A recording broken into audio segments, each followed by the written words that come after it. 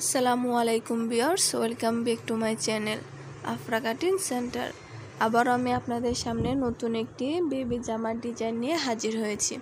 আশা করি এই জামার ডিজাইনটিও আপনাদের কাছে ভালো লাগবে। আর এই জামার ডিজাইনটি যদি আপনারা কাটিং ও সেলাই ভিডিও শিখতে চান তাহলে এই ভিডিওটি সম্পূর্ণ দেখতে হবে। প্রথমে আমি কাপড়টাকে 4 ভাঁজে ভাঁজ করে নিয়েছি। তারপরে উপরের বাঁকা কাপড়টুকু আমি একটা স্কেলের সাহায্যে সোজা স্ট্রেট দাগ দিয়ে তারপরে আমি কাপড়টুকু কেটে নেব। এখন আমি উপরে 1 ইঞ্চিতে মার্ক করে তারপরে আমি একটা স্কেলের সাহায্যে সোজা দাগ দিয়ে দেব। এই কাপড়টুকু আমি ভাঁজ করে সেলাই দেব। উপরের গলাতে যেহেতু আমি ফিতা অ্যাটাচ করব, তার জন্য আমি 2 ইঞ্চি টেপটাকে বাইরে রেখে সেলাই সহকারে 6 ইঞ্চিতে মার্ক করে দেব। এটা হবে আমাদের উপরের টপ পার্ট। তারপরে আমি গলার মাপটা নিয়ে নেব। এখানে আমি গলার মাপ নেব 1.5 ইঞ্চি আর শোল্ডার নেব 4.5 ইঞ্চি। এখন আমি সোজা স্কেল দিয়ে দাগ দিয়ে দেব।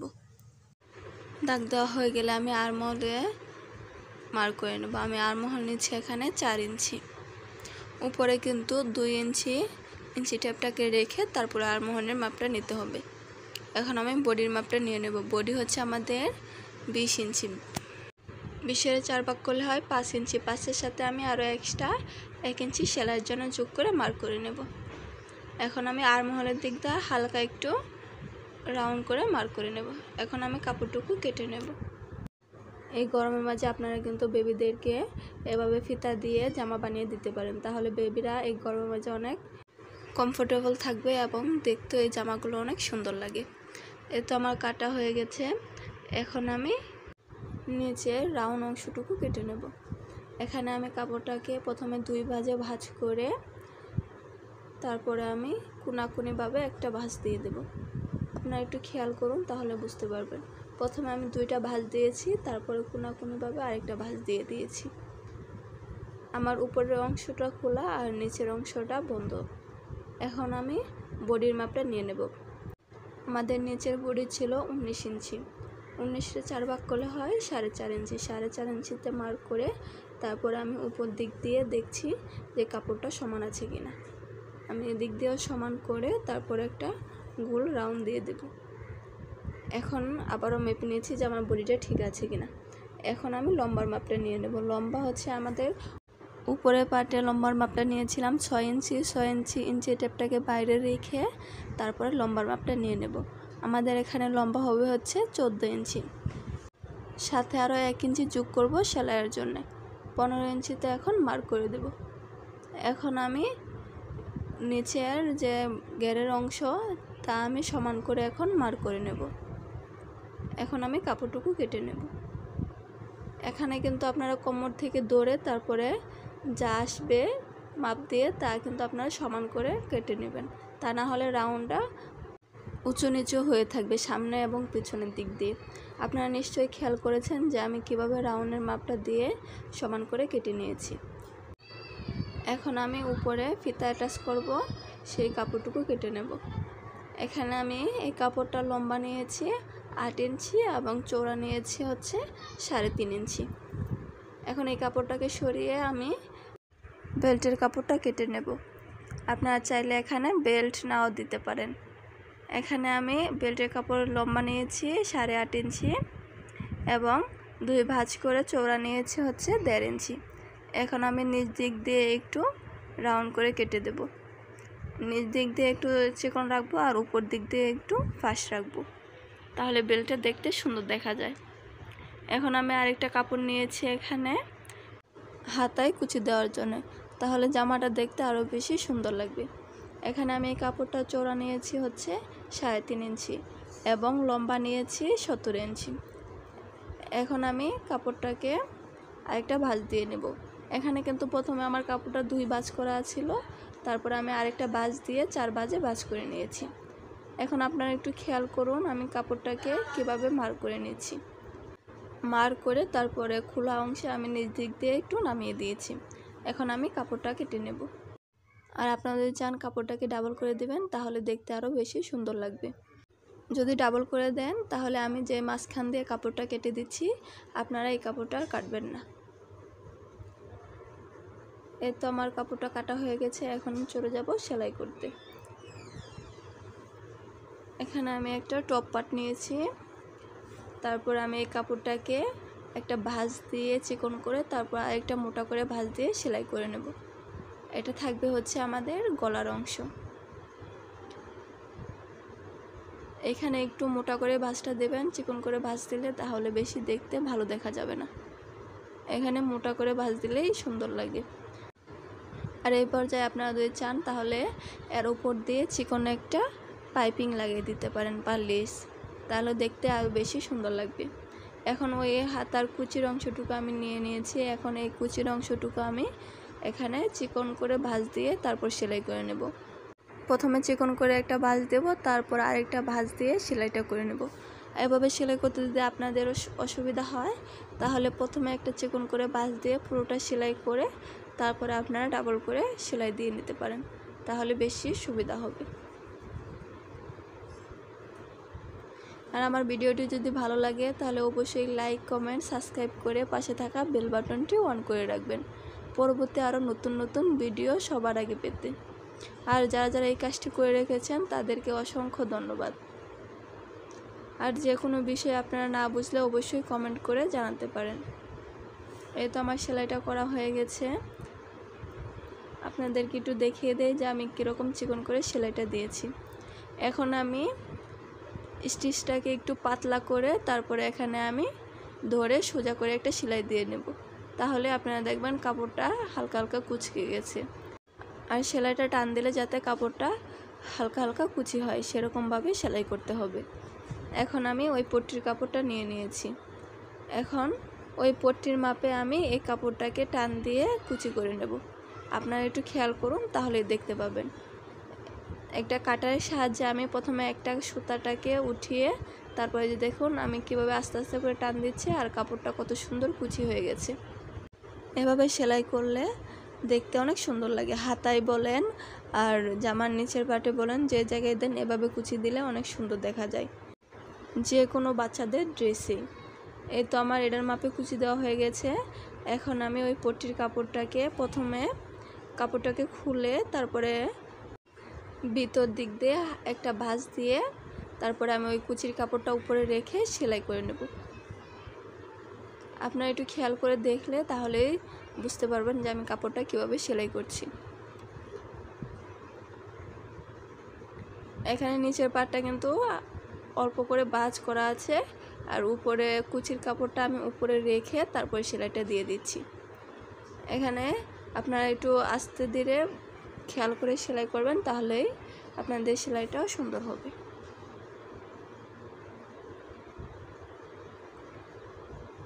এই তো আমার সেলাইটা করা হয়ে গেছে। এখন আমি বাকি কাপড়টুকু আরেকটা ভাঁজ দিয়ে ডাবল করে সেলাইটা করে নেব। এই ভাঁজটা কিন্তু ওই সেলাইয়ের উপরে দিতে হবে যাতে ওই সেলাইটা না দেখা যায়। এরকমভাবে ভাঁজ দিয়ে সেলাই করতে হবে যাতে আগের সেলাইটা ঢেকে যায়।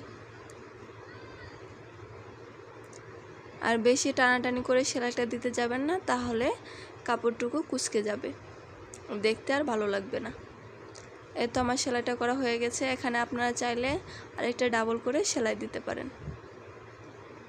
এই যে দেখতে পাচ্ছেন হাতাটা কত দেখতে কিউট হয়েছে। এখন এভাবে আমি আরেকটাও সেলাই করে নেব। এখন আমি পাইপিং দেওয়ার জন্য কাপড় কেটে নেব। পাইপিং দেওয়ার জন্য কাপড়টা আপনারা একটু আড়াআড়িভাবে কাটবেন, তাহলে পাইপিংটা বসাতে অনেক সুবিধা হয়, সুন্দরও দেখা যায়। দেখতেই পাচ্ছেন আমি কীভাবে আড়াআড়িভাবে কাপড়টা কেটে নিয়েছি। এখন আর্মহোলের অংশ যে আছে ওই আর্মহোলের অংশে আমি এই পাইপিংটা লাগিয়ে নেব। প্রথমে আমি কাপড়টাকে ডাবল ভাঁজ করে তারপরে আমি বডির অংশটাকে উল্টো সাইডে রেখে আমি পাইপিংটা লাগিয়ে নেব। পাইপিংটা লাগানোর শেষে আপনার উপরের অংশে একটু পাইপিং ছেড়ে তারপরে সেলাইটা করবেন। এই যে এখানে দেখতে পাচ্ছেন আমি পাইপিংটা কিন্তু হালকা ছেড়ে তারপর আমি আরেকটা পাইপিং লাগিয়ে দেখিয়ে দিচ্ছি। আপনারা কিন্তু অবশ্যই উপর দিক দিয়ে একটু পাইপিং রেখে তারপরে সেলাইটা দিবেন, যাতে পরবর্তীতে ওই পাইপিংটা আমরা ভাঁজ করে তারপর সেলাইটা দিতে পারি। আমি আপনাদেরকে দেখিয়ে দিচ্ছি। এখন আমি ওই পাইপিংয়ের জায়গাটুকু হালকা হালকা করে কাট করে দেব, সাবধানের সাথে কাট করব যাতে সেলাইটা না কেটে যায়। এই কাট করার ফলে আমাদের পাইপিংটা সুন্দরভাবে সেট হয়ে যাবে।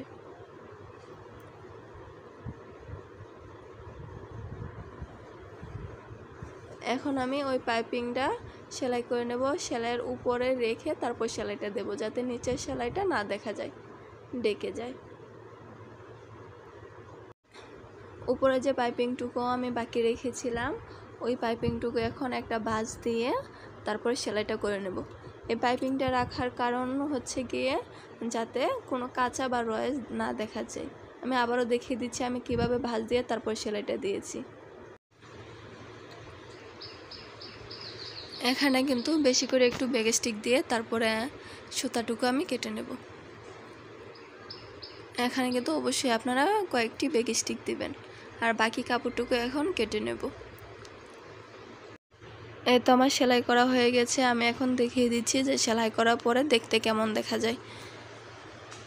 এই যে দেখতে পাচ্ছেন যে আমার পাইপিংয়ের ফিনিশিংটা কত সুন্দর এসেছে। এভাবে করে আমি 4টায় সেলাই করে নিয়েছি।